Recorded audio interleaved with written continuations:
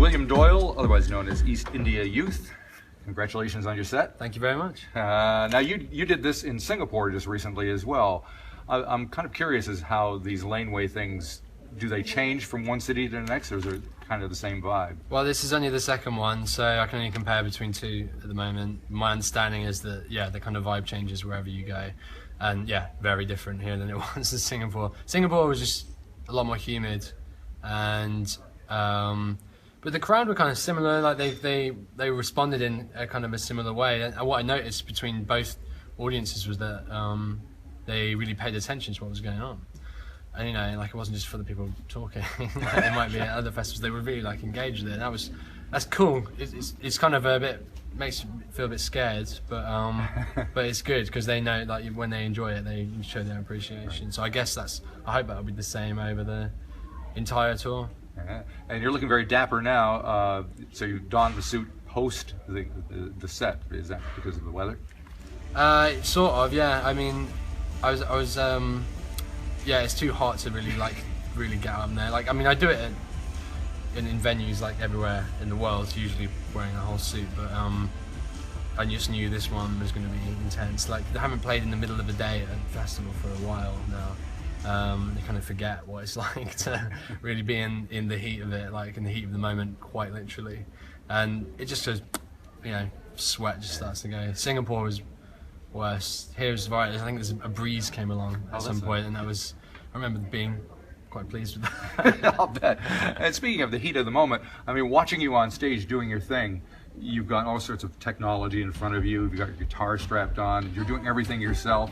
What's going through your mind when are you having to concentrate on where your hands are going, but you're still singing? And I mean, how do you do it? Well, you get used to it, I guess. There's an element of you know, like I've been doing with this gear that I've got on stage at the moment. I've been just over a year doing that, and so it kind of becomes second nature to you. However, the gear that some people make, that I've got some things that are like sort of like color coded LEDs, and you kind of like trigger off certain sections or instruments, or you know, I have to read a lot when I'm playing, you know, different numbers and stuff like that, make sure the filter's at a certain frequency, or you know, like you're reading a lot of things, and they just don't, you can't see them in the daylight. I guess they're made for playing in clubs or at night or something like that, and you can't see them. So these shows are going to be like, not only have I usually got to do that, but now I have to like really concentrate hard on what is going on there. It's almost like playing blind, I guess. It is, yeah. And I got my shades on as well, so I'm quite light sensitive, and I'm just squinting the whole time anyway. So I have my shades on. Today I was sort of like putting them up and down, because sometimes you can see things better when they're not on, but then when you look up, it's like the sun's right in your face. So there's that kind of environmental thing to juggle this time that you don't usually have. But I was a bit afraid that all the shows weren't going to go very well because of that. And I know this is only the second one, but this one felt, to me, a lot better. I think I've sort of accepted that's the way it's going to be, and I'm sort of like preparing it in my mind. Because I would think that it would be difficult to concentrate on all the stuff you're doing, and then also find some connection with the audience. But you seem to have managed to pull that off. Oh, I just ignore them, those. It's this, you know, like when you're at a festival, and especially at this time of the day, people are just getting there, and I think. I don't really know, I haven't talked to a lot of the audience here, but I imagine what they want is they kind of want to be, you know, they want to find their way into the festival and get into the vibe of it, and, you know, so that later on when they're watching Grimes or Church or something like that, they feel like they've had like a total experience. And, you know, I'm definitely not as familiar to them otherwise, so you have to, I do give off a bit more at these things. I say a few more words than I usually would do at one of my own shows. I do like to come up, start playing the set, and just don't say anything pretty much until the very end. I might, acknowledge or say cheers maybe. But these shows, you kind of have to get people on your side a bit more, and I think they respond to that. I think that's cool. Just knowing how to change your performance for every context. You know, it's never the same. That's sort of the beauty of doing it, I suppose, and doing it so often over years. You know, right. Every show is kind of different than the last one. Now, you mentioned Grimes. From what I understand, I've read that you're a fan. Have you managed to express your admiration to her at this point? I won't be doing that, I don't think. Like, it's just like, I hope to say hello. And I always find it strange with those things when you really like someone's work and like what do you talk about? I would rather kind of like have a conversation and then like later on kind of like allude to it maybe, rather than sort of make that the focus. You know, go straight in there with and with that. I watched her set in Singapore and it was really great, and I haven't seen her play before, and I'm looking forward to watching more of it. Like that, the last album was just amazing.